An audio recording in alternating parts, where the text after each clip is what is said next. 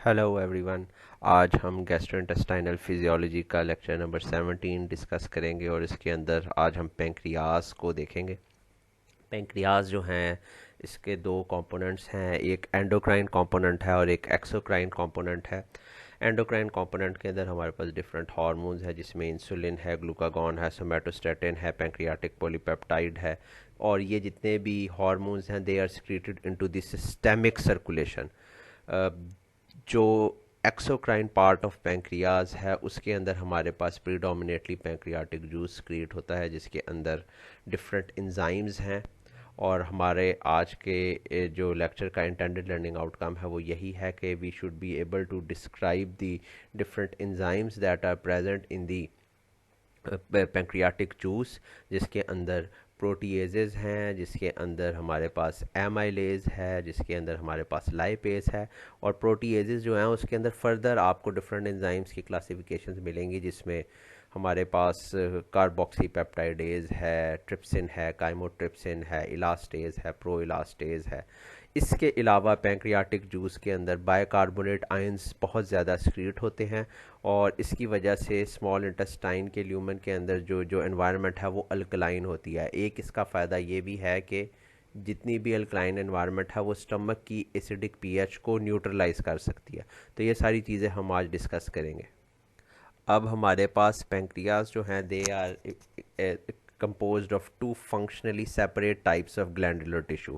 इसके अंदर अगर आप देखोगे तो हमारे पास पहला जो कंपोनेंट है वो है एंडोक्राइन पैंक्रियाज, जिसमें एक छोटा सा portion but that is extremely important as far as homeostasis is concern. तो वो पैंक्रियाटिक टिश्यू जो है वो arranged in different in discrete isles within the parenchyma of the gland. और ये जो है ये सक्रीट करेगा hormones into the systemic circulation. और इसके अंदर हमारे पास insulin, glucagon, pancreatic polypeptide, somatostatin जिसका दूसरा नाम ग्रोथ हार्मोन इनहिबिटिंग हार्मोन भी है। ये कंपोनेंट जो है हम एंडोक्राइनोलॉजी के साथ डिस्कस करेंगे डिटेल के अंदर। सेकंड हमारे पास है एसिनाई। और पैंक्रियाटिक टिश्यू जो है उसके अंदर छोटे छोटे ग्रेप लाइक स्ट्रक्चर्स मौजूद हैं जिनको हम कहते हैं एसिनाई। और उन एसिनाई के अंदर एसिनार सेल्स हैं, सेंट्रो एसिनार सेल्स हैं और उसके बाद डक्ट्स बनती हैं और वो सारी डक्ट्स, ये इंटरकलेटेड डक्ट्स एक ही डक्ट के अंदर ड्रेन करती हैं, कॉमन डक्ट के अंदर, और वो आगे चल के पैंक्रियाटिक डक्ट बना देती है। तो ये एक्सोक्राइन पार्ट ऑफ पैंक्रियाज है और ये जितनी भी सिक्रीशंस हैं दे will be delivered into the lumen of the small intestine. This is extremely important. ये जितनी भी सिक्रीशंस हैं ये इंटेस्टाइन के ल्यूमन के अंदर जाएंगी rather than going into the systemic circulation. तो पैंक्रियाज कुछ सिक्रीशंस ब्लड स्ट्रीम के अंदर पोर कर रहा है और कुछ secretions directly into the intestinal lumen pour कर रहा है। And these are separate entities. एक जो है वो आयल्स की फॉर्म में है जिसको हम आयल्स ऑफ लैंगरहैंस कहते हैं और दूसरा एसिनाए के फॉर्म में है जो ग्रेप्स लाइक स्ट्रक्चर है। इसको हम आगे और डिटेल में डिस्कस करते हैं। अब एक्सोक्राइन पैंक्रियाज जो हैं they predominantly secrete the pancreatic juice. और इस पैंक्रियाटिक जूस के अंदर अगर आप देखोगे तो दो मेजर इंपॉर्टेंट चीज़ें हैं, enzymes and water and electrolytes. और इलेक्ट्रोलाइट्स के अंदर हमारे पास सोडियम और उससे भी ज़्यादा इम्पॉर्टेंट बाइकार्बोनेट आयंस। और ये बाइकार्बोनेट आयंस जो हैं पैंक्रियाटिक जूस को अल्कलाइन एनवायरनमेंट देते हैं। ये वही बाइकार्बोनेट आयंस हैं जो इमीडिएटली HCl की प्रोडक्शन के दौरान हाइड्रोजन आयन जब सक्रीट होता है इनटू द गैस्ट्रिक ल्यूमेन तो बाइकार्बोनेट आयन जो है it goes into the systemic circulation. ये वही बाइकार्बोनेट आयंस जो सिस्टेमिक सर्कुलेशन में जाते हैं नाउ दे आर रीसर्कुलेटेड और वो पैंक्रियाटिक सिक्रीशंस के अंदर आएंगे और आके जो HCl लोडेड फूड आ रहा है स्टमक के अंदर से उसको न्यूट्रलाइज करने का काम करेंगे। यानी acidic pH of the stomach is neutralised by bicarbonate ions of the pancreatic juice. अगर आप देखोगे तो इसके अंदर जो एंजाइम्स हैं उसके अंदर हमारे पास ट्रिप्सिनोजिन है, काइमोट्रिप्सिनोजिन है, इलास्टेज है, कार्बोक्सी पेप्टाइडेज है, प्रो कार्बोक्सी पेप्टाइडेज है। और ये सारे के सारे प्रोटीन्स को टारगेट करते हैं। They are important for digestion of proteins. उसके बाद हमारे पास पैंक्रियाटिक लाइपेज है, कोलाइपेज है, कोलेस्ट्रॉल ईस्ट्रेज है, फॉस्फोलाइपेज है, ये फैट्स की डाइजेशन के अंदर इंपॉर्टेंट रोल प्ले करते हैं। और फिर हमारे पास पैंक्रियाटिक एमाइलेज है जो कि कार्बोहाइड्रेट्स को डाइजेस्ट करने का काम करता है। इसके अलावा न्यूक्लियेजेस पैंक्रियाटिक जूस के अंदर मौजूद हैं और ये कलेक्टिवली एंजाइम्स की एक पूरी फैमिली है जो कि पैंक्रियाटिक जूस के अंदर मौजूद है। और इसीलिए अगर डिफरेंट सिचुएशंस के अंदर अगर हम पैंक्रियाज जब रिमूव कर देते हैं तो इसका ये जो एक्सोक्राइन फंक्शन है, जो एंडोक्राइन फंक्शन है, वो तो इंसुलिन लगा के काम चलाया जा सकता है, बट जो एक्सोक्राइन कंपोनेंट है उसके लिए डिफरेंट एंजाइम्स जो हैं उसकी स्क्रीशन, उसकी जो कॉम्पोजिशन बिल्कुल इससे मिलती जुलती जो है वो मार्केट के अंदर अवेलेबल है। और वो फिर थ्रू लाइफ लॉन्ग देनी पड़ती है पेशेंट्स को अगर पैंक्रियाज को रिमूव करने का डिसीजन किया जाए, यानी पैंक्रियाज को कम्प्लीटली रिमूव कर दिया जाए। तो ये बहुत इंपॉर्टेंट है। अगर आप देखो पैंक्रियाटाइटिस, क्रॉनिक पैंक्रियाटाइटिस, या ख़ासकर आगे हम शायद डिस्कस करें एक्सोक्राइन पैंक्रियाटिक इनसफिशेंसी डॉग्स के अंदर, तो उसमें ये सारे के सारे अगर आप देखो फैट्स, प्रोटीन्स, कार्बोहाइड्रेट्स, इसकी डाइजेशन जो है वो इम्पेयर हो जाती है।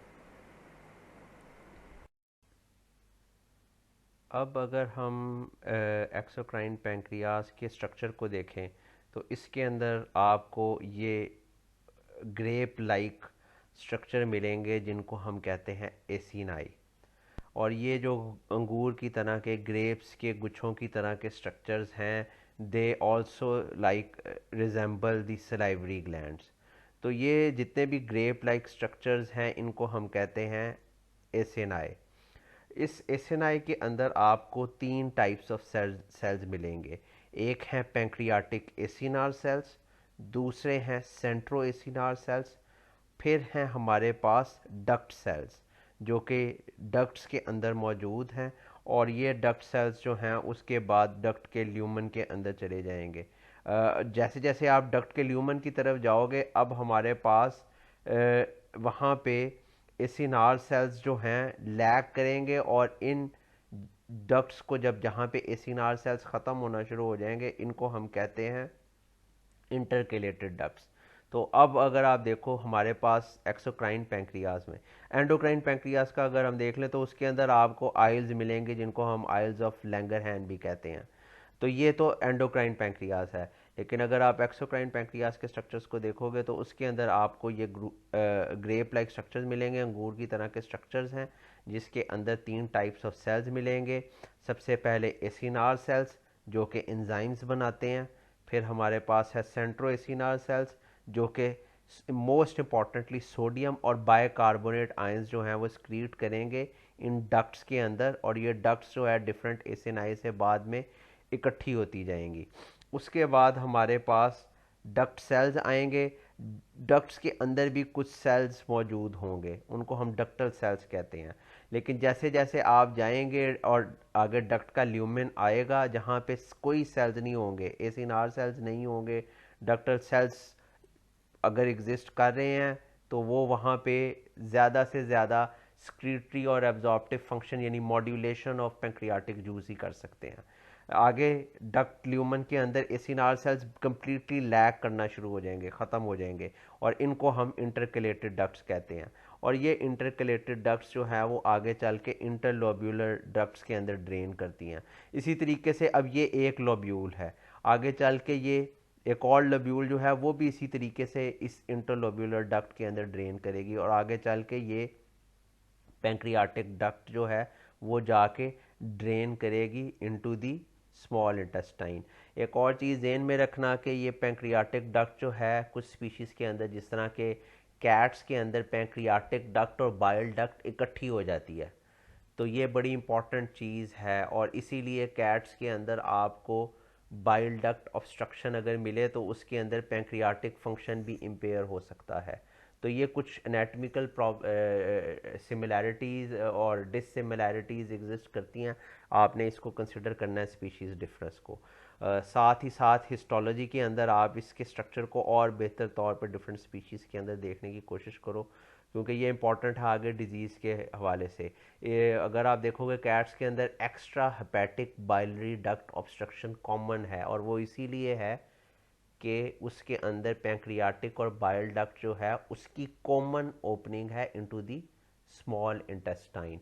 एक और चीज़ ध्यान में रखो, अगर जब वॉमिटिंग होती है जिसमें इंटेस्टाइनल कंटेंट्स आते हैं वापसी की तरफ, तो वो इंटेस्टाइनल कंटेंट्स जो हैं वो स्टमक की तरफ भी जा सकते हैं, और वो इस पैंक्रियाटिक डक्ट की तरफ भी आके तो पैंक्रियाटाइटस यानी इन्फ्लेमेशन ऑफ पैंक्रियाज भी कॉज कर सकते हैं। ये दोनों चीज़ें प्रॉब्लम्स एग्जिस्ट कर सकती हैं इस वॉमिटिंग के साथ। अब ये साथ साथ हमारे पास जो है आइल्स भी एग्जिस्ट करती हैं, जिसका मैंने आपको बताया था पैंक्रियाटिक आइल्स जिसको कहते हैं। ये आइल्स ऑफ लैंगरहैंस है जिसमें अल्फा और बीटा सेल्स हैं। ये इंसुलिन और ग्लूकागॉन यहीं पर ही बनते हैं। इसके अलावा पैंक्रियाटिक पॉलीपेप्टाइड या सोमेटोस्टैटिन, ये दो हार्मोन्स इंसुलिन और ग्लूकागॉन के अलावा है जो यहाँ पे बनते हैं।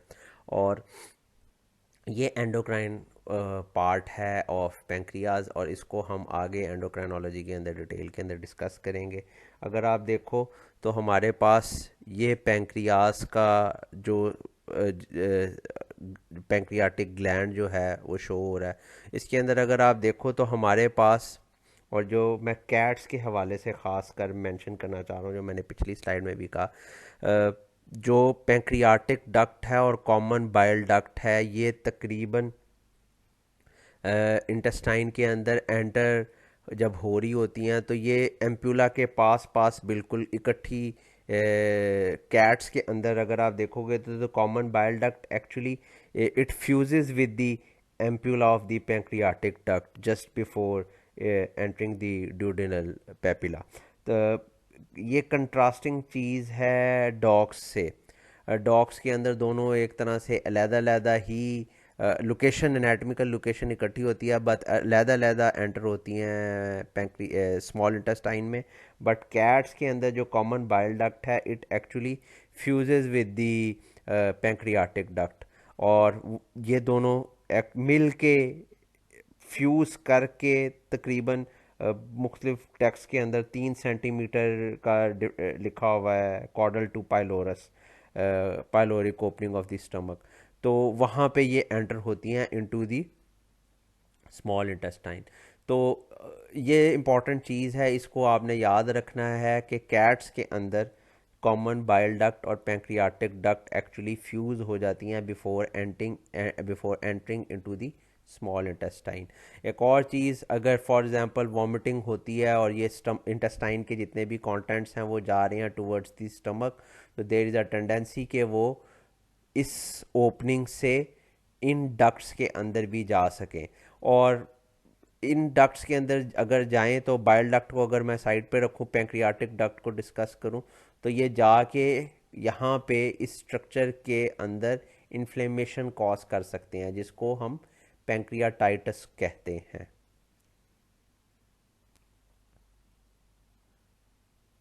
अब अगर आप देखो तो पैंक्रियाटिक एसिनाई जो हैं they contain generous populations of rough endoplasmic reticulum, और वो इसलिए है ताकि डिफरेंट डाइजेस्टिव एंजाइम्स बन सकें। एसिनार सेल्स जो हैं वो स्क्रीट करते हैं एंजाइम्स, और ऑब्वियसली ये डाइजेस्टिव एंजाइम्स को बनाने के लिए आपको प्रोटीन सिंथेसिस चाहिए, और वो प्रोटीन सिंथेसिस तभी होगी जब रफ एंडोप्लाज्मिक रेटिकुलम वहाँ पे होगा। एक्सोक्राइन पैंक्रियाज जो है वो मैंने आपको बताया था कि it is a typical acinar gland in which the end pieces or the SNI are actually connected in an arborizing pattern और या फिर arborizing system of ducts, और वो एक अंगूर के गुच्छों की तरह, एक बंच ऑफ ग्रेप्स की तरह रिजेंबल करता है, और जनरल स्ट्रक्चर तो इसका स्लाइवरी ग्लैंड की तरह ही है।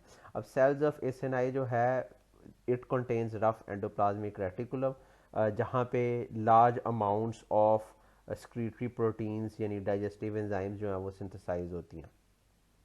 अब हर पैंक्रियाटिक एसिनार सेल जो है it can synthesise almost all of the enzymes that are actually secreted by the exocrine pancreas, और ये तकरीबन मैंने आपको जो पीछे दिखाया था तकरीबन 10 के करीब डिफरेंट एंजाइम्स हैं जो एक्चुअली पेंक्रियाज सिंथेसाइज करते हैं। इनका जो फंक्शन है वो हम आगे इन एंजाइम्स का स्पेसिफिक फंक्शंस जो हैं वो हम आगे डाइजेशन के अंदर डिस्कस करेंगे। ये याद रखना कि अभी तक हम स्क्रीशन को डिस्कस कर रहे हैं। हमने पहले डाइजेस्टिव सिस्टम के अंदर 4 चीज़ें इंपॉर्टेंट हैं, motility, secretion, digestion and absorption. हमने मोटिलिटी डिस्कस किया, अब हम स्क्रीशंस डिस्कस कर रहे हैं। डाइजेशन आगे और एक अलहदा कंपोनेंट है वो हम बाद में डिस्कस करेंगे और वो एब्जॉर्प्शन के साथ साथ इकट्ठे करेंगे। तो ये 4 चीज़ें याद रखनी है। मैं फिर रिपीट कर देता हूँ, motility, secretion, digestion, absorption. Digestion and absorption बाद में करेंगे, अभी हम फोकस कर रहे हैं स्क्रीशन के ऊपर। तो प्रोटीन डाइजेस्टिव एंजाइम्स जो हैं they are potentially harmful to the pancreatic cells as well. बिल्कुल ऐसे ही जिस तरह स्टमक के अंदर जो जाइमोजन ग्रैन्यूल्स, आपको याद हो पेप्सिनोजन जो है वो जाइमोजन ग्रैन्यूल्स के अंदर था, इसीलिए था ताकि वो स्टमक को डाइजेस्ट ना कर सके। Same scenario, protein digesting enzymes जो हैं they are also harmful to the pancreatic cells, therefore they will be synthesized as zymogens in the same manner as pepsinogen synthesis in the gastric glands. After synthesis, the enzymes and proenzymes are stored in vesicles called zymogen granules, and they will be stored near the cellular apex, जो उसकी apical membrane है उसके पास ये store होंगे। और जैसे ही sales को stimulus मिलेगा, जाइमोजन ग्रैन्यूल्स जो हैं वो फ्यूज़ करेंगे with the plasma membrane and they will B secreted. अब हमारे पास अगर आप देखो तो कार्बोहाइड्रेट के लिए एमाइलेज, प्रोटीन्स के लिए ट्रिप्सिनोजन, काइमोट्रिप्सोजन, प्रोएलेस्टेज, कार्बोक्सी पेप्टाइडेज, और फैट्स के लिए लाइपेज, कोलाइपेज, कोलेस्ट्रॉल ईस्ट्रेज और फॉस्फोलाइपेज। इसके अलावा न्यूक्लियस, अब जिस तरह के मैं पिछली स्लाइड में मेंशन कर रहा था, जो synthesis and secretion of enzymes है पैंक्रियाटिक एसएनआई में, इसमें अगर मैं सेग्रीगेट करूं तो हम प्रोटीएजेस को अलहदा कर लेते हैं, एमाइलेज और लाइपेज को अलहदा कर लेते हैं। जो प्रोटीन डाइजेस्टिंग एंजाइम्स हैं which are potentially harmful to the pancreatic cells, they should be stored in some sort of vesicles or granules. तो जब दे ये सिंथेसिस होती है इनकी, तो they are synthesised as inactive pro enzymes and they will be stored in vesicles or zymogen granules in a mechanism, in a manner that is similar to pepsinogen synthesis in the stomach. The pepsinogen synthesis in the stomach या pepsinogen synthesis in the gastric glands. तो हमारे पास इसके अलावा जो lipase और amylase है वो generally active enzymes के तौर पे ही स्क्रीट हो जाते हैं, उसको वेजिकल्स के अंदर स्टोर करने की इतनी ज़रूरत नहीं है। तो they are secreted as they are formed. ये जितने भी एंजाइम्स हैं जो जाइमोजन ग्रैन्यूल्स के अंदर है यानी proteases, they will be stored near the cellular apex. और जैसे ही सेल्स को स्टिमुलस मिलता है, दी जाइमोजन ग्रैन्यूल्स जो हैं वो फ्यूज़ करेंगे सेल मेम्ब्रेन के साथ, और सेल मेम्ब्रेन के साथ फ्यूजन के नतीजे में वो रिलीज़ हो जाएंगे into the lumen of the gland. और जैसे ही पैंक्रियाटिक ग्लैंड के ल्यूमन में जाएंगे वो डिफरेंट इंटरकलेटेड डक्ट्स और इंटरलोब्यूलर डक्ट्स के ज़रिए वो पैंक्रियाटिक डक्ट के अंदर पहुंचेंगे और finally into the duodenal lumen. और वहाँ पे जब ये ड्यूडेनल ल्यूमन के अंदर पहुँच जाएंगे तो वहाँ पे ये जितने भी प्रोटीएजेज हैं they will now be converted into the activated form of the enzymes. So when these cells are stimulated, the zymogen granules will fuse with the plasma membrane. They will be released in their contents will be released into the lumen of the pancreatic gland and eventually into the duodenal lumen. और pancreatic duct के ज़रिए वो duodenum के अंदर पहुंच जाएंगे। जब ये ड्यूडिनम के अंदर पहुंच जाएंगे दे will be converted into the active enzymes. और ये जितने भी एक्टिव एंजाइम्स हैं ये नाउ प्रोटीएजेस के लिए है। ये याद रखना है, एमाइलेज और लाइपेज है, they are secreted as active enzymes compare to proteases.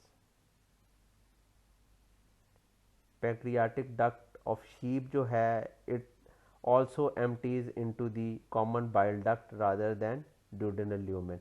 तो ये एक शीप के अंदर एक स्पीशीज डिफरेंस है, इसको याद रखना। और अगेन एनाटमी के अंदर आप इसको कंफर्म करो उनसे, क्योंकि मैंने जहाँ पे पढ़ा पैंक्रियाटिक डक्ट कैट के अंदर तो मैंने आपको बताया, लेकिन कैट के अंदर तो दोनों की फ्यूजन हो रही है और दोनों के कंटेंट्स इकट्ठे आ रहे हैं। इसमें पैंक्रियाटिक डक्ट जो शीप की है it will empty into the common bile duct, और कॉमन बाइल डक्ट जो है वो आगे फिर उसको कंटिन्यू करेगी, उसके अंदर बाइल भी होगा और पैंक्रियाटिक स्क्रीशंस भी होंगी, और वो आगे चल के ड्यूडेनम के अंदर रिलीज़ करेगी पैंक्रियाटिक जूस को और साथ ही साथ बाइल की स्क्रीशंस को।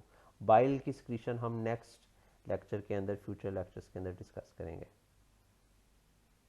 अब नाउ अगर आप इस स्लाइड में हम डिस्कस करेंगे तो आप देखोगे कि एक्टिवेशन ऑफ गैस्ट्रोइंटेस्टाइनल प्रोटीएजेस होती किस तरह है, यानी जितने भी प्रोटीन एंजाइम्स यानी प्रोटीएजेस जो कि पैंक्रियाटिक जूस के अंदर मौजूद हैं, how they are activated in the gastrointestinal tract, in the intestinal tract specifically. तो अगर आप स्टमक के अंदर देखो, जिस तरह अगर आपको याद हो तो स्टमक के अंदर पेप्सिनोजन स्क्रीट होता है, but that is converted into pepsin because of the low pH.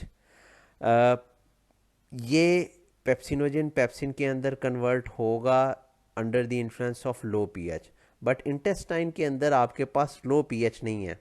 तो इंटेस्टाइन के अंदर क्या होता है कि आप जब ट्रिप्सिनोजन जो कि एक इम्पॉर्टेंट प्रोटीएज है पैंक्रियाटिक जूस के अंदर, it is converted into the trypsin by a brush border enzyme जिसको हम कहते हैं एंटेरोकाइनेज। ब्रश बॉर्डर एंजाइम्स हम डाइजेशन के अंदर और डिटेल के अंदर डिस्कस करेंगे। बेसिकली ये इंटेस्टाइनल एपिथीलियम यानी एंटेरोसाइट्स के ऊपर ही जो उनका ब्रश बॉर्डर है उसके पास, वहाँ पे ये सिंथेसाइज होते हैं और स्क्रीट होते हैं एंजाइम्स। तो ट्रिप्सिनोजन जो है ट्रिप्सिन के अंदर कन्वर्ट होता है by this brush border enzyme which is called as enterokinase. Once trypsin जब एक्टिवेट हो जाता है तो ये ट्रिप्सिन आगे चल के फर्दर ट्रिप्सिनोजन को ट्रिप्सिन के अंदर कन्वर्ट करता है, यानी और ज़्यादा अपनी ही जाइमोजन ग्रैन्यूल्स या वेजिकल्स को एक्टिवेट करेगा, और साथ ही साथ दूसरे जाइमोजन ग्रैन्यूल्स जिसके अंदर काइमोट्रिप्सिनोजन है उसको काइमोट्रिप्सिन के अंदर कन्वर्ट कर देगा, प्रो इलास्टेस को इलास्टेस के अंदर कन्वर्ट कर देगा, प्रो कार्बोक्सी पेप्टाइडेज को कार्बोक्सी पेप्टाइडेज ए और प्रो कार्बोक्सी पेप्टाइडेज बी को कार्बोक्सी पेप्टाइडेज बी के अंदर कन्वर्ट कर देगा।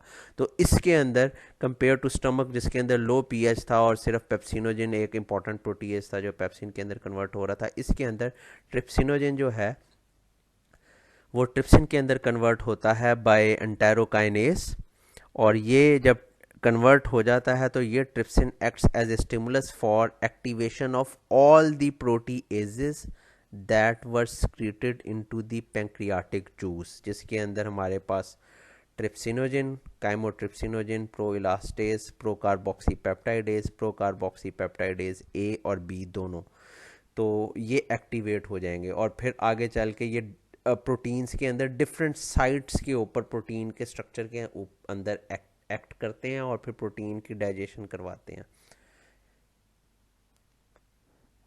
ये मैं आपको बता रहा था पिछली स्लाइड में भी कि जो सिंथेसिस और सिक्रीशन है of enzymes in the pancreatic acini, वो जब होती है तो उसके अंदर सबसे इम्पॉर्टेंट हमारे पास जो एंजाइम है वो ट्रिप्सिन है। ट्रिप्सिन जो है it is secreted as trypsinogen in the intestinal lumen, और ये ट्रिप्सिनोजन जो है it is converted into trypsin by brush border enzyme which is called as enterokinase. जब ये एंटेरोकाइनेज इसके ऊपर एक्ट करता है और ये enterokinase is present in the mucosa of the proximal small intestine. जब ये ट्रिप्सिनोजन को ट्रिप्सिन के अंदर कन्वर्ट करता है तो अब हमारे पास ज़्यादा ट्रिप्सिन मौजूद है। ये ट्रिप्सिन फर्दर जाके सारे के सारे पैंक्रियाटिक प्रोटीएजेस को एक्टिवेट करती है, और जिसके अंदर हमारे पास मैंने आपको लिस्ट दी और वो नाम बड़े इंपॉर्टेंट है, सारे आपको याद रखने चाहिए क्योंकि वाइवे के अंदर या पेपर के अंदर मेजॉरिटी असेसमेंट्स के अंदर उनके नाम लाजमी पूछे जाते हैं, जिसके अंदर हमारे पास इलास्टेज है, काइमोट्रिप्सिन है, कार्बोक्सी पेप्टाइडेज ए है, बी है और ट्रिप्सिन तो है ही है।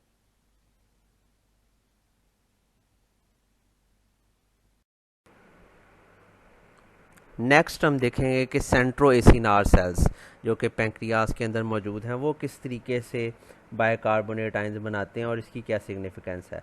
तो हमारे पास there are specialised cells near the junction of the acini and the ducts, जिनको हम सेंट्रोएसिनार सेल्स कहते हैं. The function of these cells is to modify the electrolyte composition of the fluid secreted by the acinar cells, or also they secrete bicarbonate ions. और ये इसका फ़ायदा क्या है और ये किस तरीके से, अगर आप देखो, आपको याद हो बिल्कुल जिस तरह स्टमक के अंदर था, मैं उसी तरीके से इसको आपको समझाने की कोशिश करता हूँ. ये एक पैंक्रियाटिक सेंट्रोएसिनार सेल है, ये एपिकल मेम्ब्रेन है, ये बेजोलेटरल मेम्ब्रेन है, ये ल्यूमेन की साइड है यानी पैंक्रियाटिक ल्यूमेन है, और ये ब्लड है. तो हमारे पास एपिकल मेम्ब्रेन और बेजोलेटरल मेम्ब्रेन. बेजोलेटरल मेम्ब्रेन पे हमारे पास बिल्कुल जिस तरह स्टमक के अंदर हमने डिस्कस किया था या सलाइवा की फॉर्मेशन के अंदर डिस्कस किया था, एक इम्पॉर्टेंट जो कि पंप ऑफ लाइफ है, sodium potassium ATPase pump.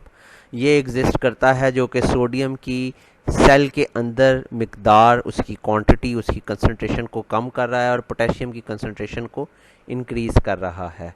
And it is at the expense of energy, it is at the expense of ATPs. अब जब ये होगा तो सोडियम यहाँ पे उसकी कंसंट्रेशन कम हो जाएगी.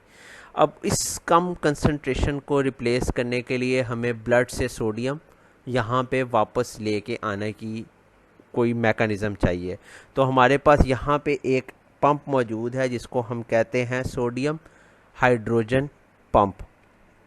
ये सोडियम हाइड्रोजन पंप क्या कर रहा है कि सोडियम को ब्लड से मूव करवा के सेल के अंदर लेके आ रहा है और हाइड्रोजन को मूव करवा रहा है from the pancreatic centroacinar cell into the blood.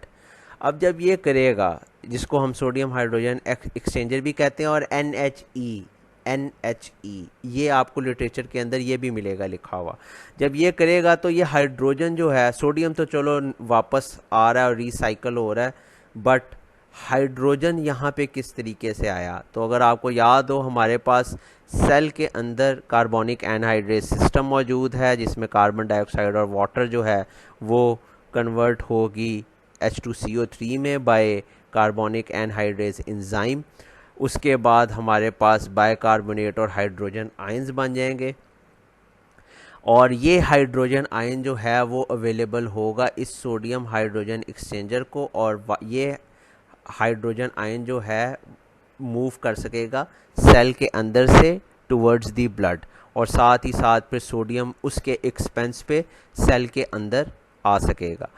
अब हमारे पास रह गया बाइकार्बोनेट आयन. अब अगर आपको याद हो, ये ल्यूमेन के अंदर जितनी भी सिक्रीशंस हैं, इन्होंने आगे जाके इंटेस्टाइन के अंदर जाना है, और इंटेस्टाइन के अंदर जितनी भी पीएच आ रही है स्टमक से वो सारी की सारी एसिडिक है. तो ये बाइकार्बोनेट आयंस जो हैं ये अब रिलीज होंगे into the lumen of the pancreatic duct through sodium bicarbonate exchanger. और इसके अलावा हमारे पास लिटरेचर में क्लोराइड बाइकार्बोनेट एक्सचेंजर भी है. तो ये दोनों मैकेनिज़म्स एग्जिस्ट करते हैं. एक सोडियम बाइकार्बोनेट को ट्रांसपोर्टर भी मौजूद है जो कि कार्बोनिक एनहाइड्रेस के साथ कॉम्बिनेशन के अंदर जनरेट करवाता है bicarbonate ions within the cell, और वो ड्राइव करता है chloride bicarbonate exchange at the luminal membrane. तो अब अगर आप देखोगे तो ये क्लोराइड बाइकार्बोनेट एक्सचेंजर जो है वो बाइकार्बोनेट आयंस को पंप कर रहा है इनटू दी ल्यूमेन, और क्लोराइड आयंस जो हैं they are pumped into the acinar cell. और ये जितनी भी एक्टिविटी हो रही है ये हो रही है eight the expense of sodium potassium ATPase pump, जो कि सोडियम की मिकदार यहाँ पे कम कर रहा है. तो अब हमारे पास ये एक सोडियम बाइकार्बोनेट को ट्रांसपोर्टर मैकेनिज़्म एग्जिस्ट कर रहा है जिसके साथ सोडियम हाइड्रोजन एक्सचेंजर है. सोडियम पोटेशियम एटीपीएस पंप जो है वो सोडियम की रिसाइकलिंग कॉन्टीन्यूसली कर रहा है. उसके नतीजे में हाइड्रोजन जो है वो रिमूव हो रहा है सेल के अंदर से, और जो बाइकार्बोनेट यहाँ पे जनरेट होगा वो क्लोराइड बाइकार्बोनेट एक्सचेंजर के ज़रिए एपिकल मेम्ब्रेन में से मूव करके चला जाएगा बाइकार्बोनेट इनटू द ल्यूमेन और क्लोराइड चला जाएगा इनटू द सेल।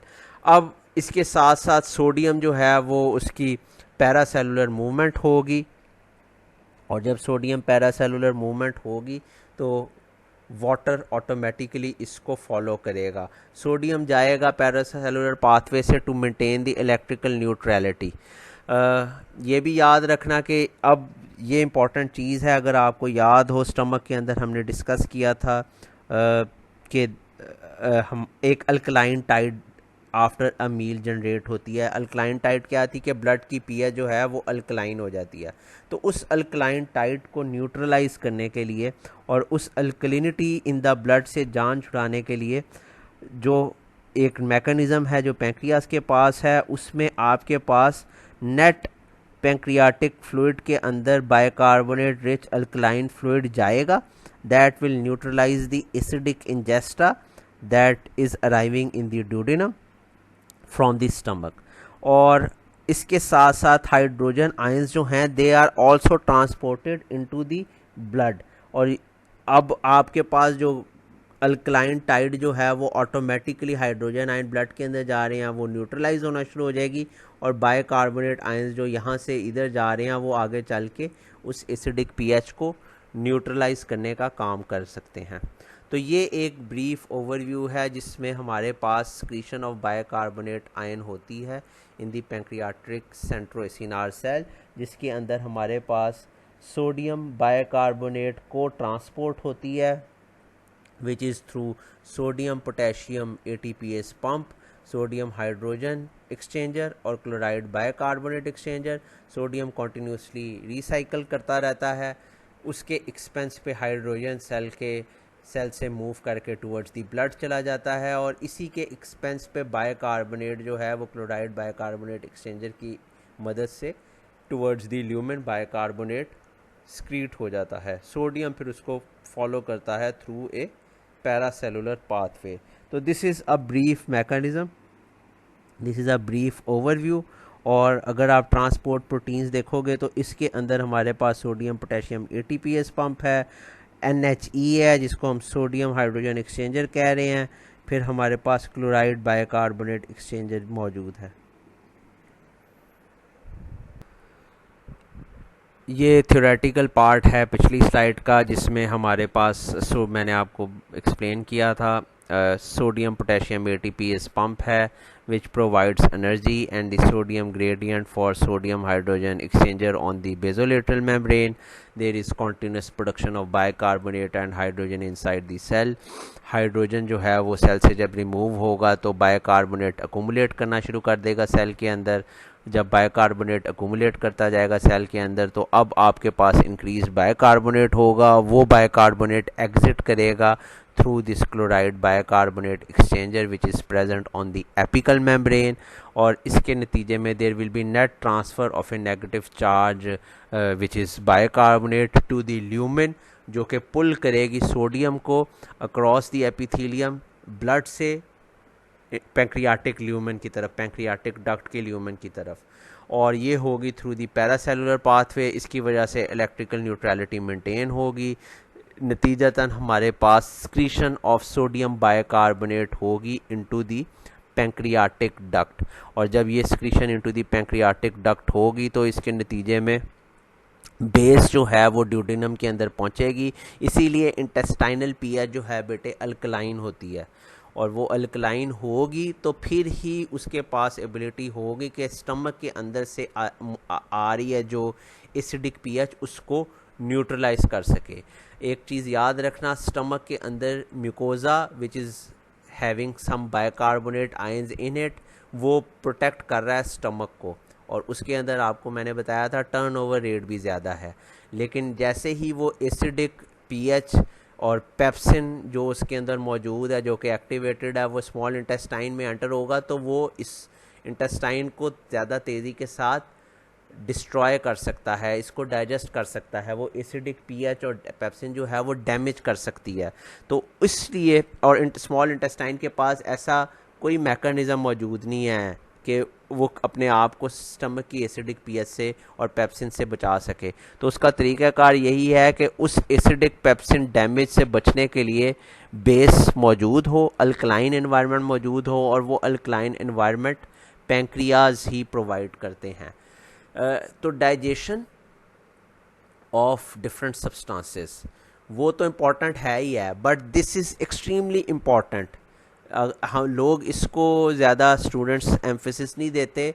वो इम्पॉर्टेंट है, digestion of different substances, proteins, carbohydrates, fats, उसमें प्रोटीएजेज, एमाइलेज, लाइपेज वगैरह, वो इम्पॉर्टेंट है। बट उसके साथ साथ पैंक्रियाटिक जूस के अंदर अल्कलाइन एनवायरनमेंट का होना, ताकि स्टमक की एसिडिक पीएच को न्यूट्रलाइज किया जा सके ड्यूडिनम में, इट इज़ एक्सट्रीमली इम्पॉर्टेंट।